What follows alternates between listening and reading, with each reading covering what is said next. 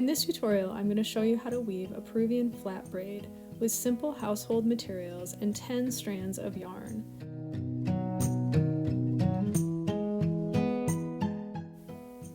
I'm going to use a stick. It could be a popsicle stick, a chopstick, or a pencil as the holder of my yarn, and I only need 5 lengths of different colored yarns, if you'd like to use different color, at about 60 inches each.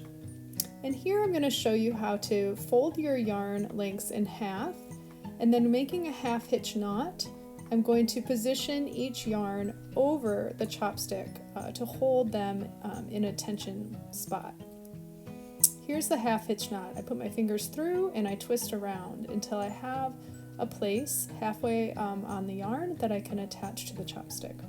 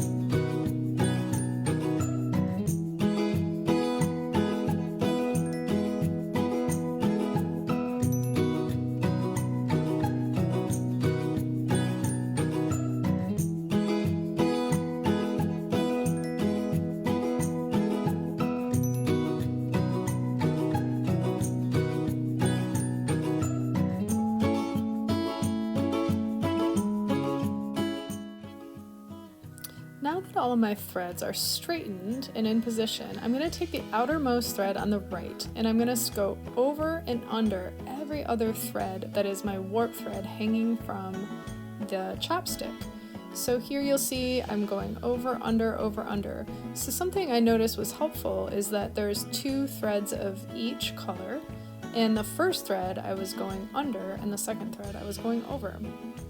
And now I'm going to sort of press that into position with my fingertips and re-straighten my yarn, and you'll see the next gray thread is now going over, under, over, under. So each row is going to shift which warp thread is going over and under the new warp thread that has become the weft.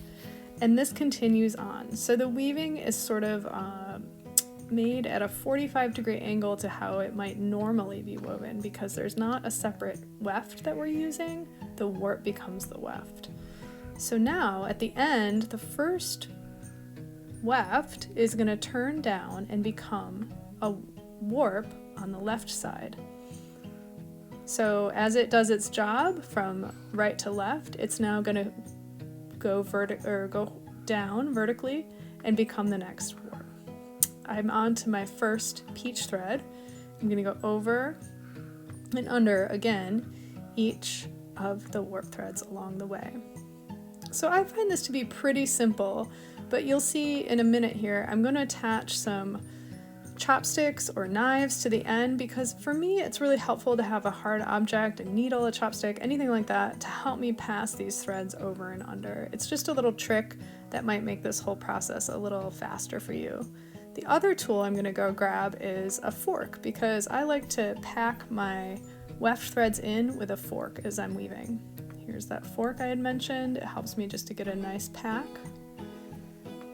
And you'll see here my outermost thread goes under that peach and becomes the warp again.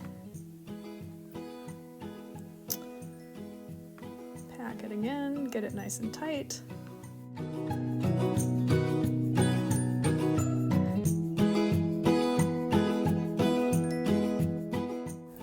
So here's that part that I mentioned where I'm going to go ahead and attach with tape each of my 10 warp threads to a stick or a rigid object so that I can weave easier over and under.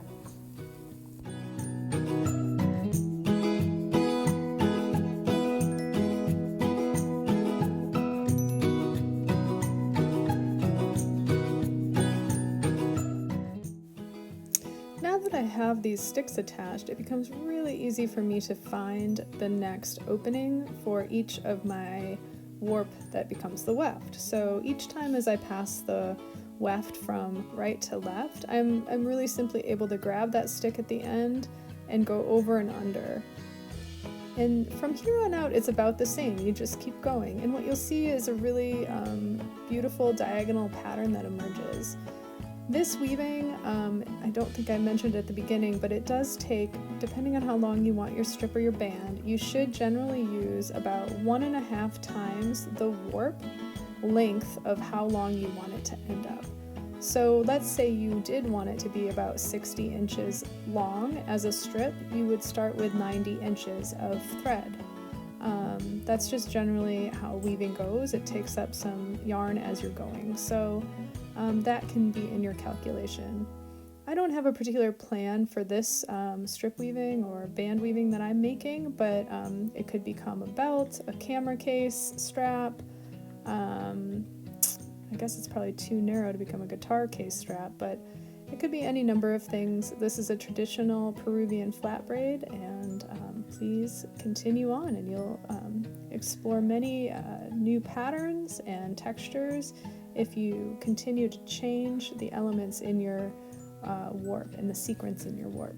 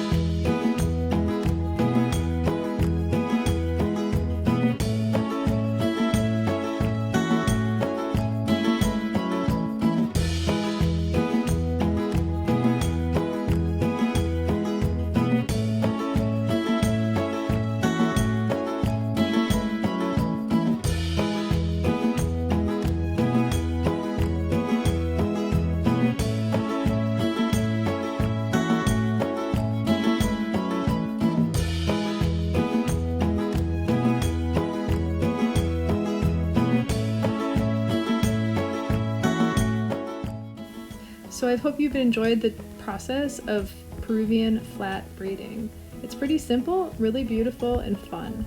So I'm showing you the back and the front, and from here on out you just keep on going. Hope you've had fun. Thanks for joining.